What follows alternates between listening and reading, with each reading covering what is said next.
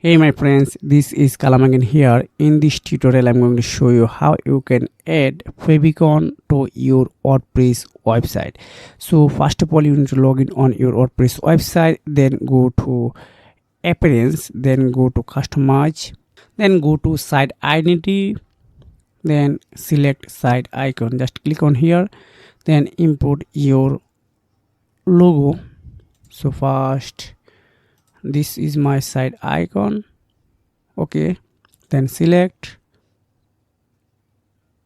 Okay, you can see it's already set on my website.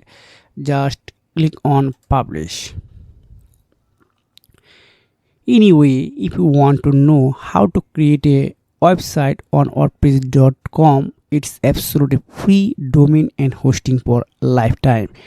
So this is easy guide I will attach in the site icon and video description. I will add this link. If you watch this video, you are able to create a WordPress website with free domain hosting for lifetime.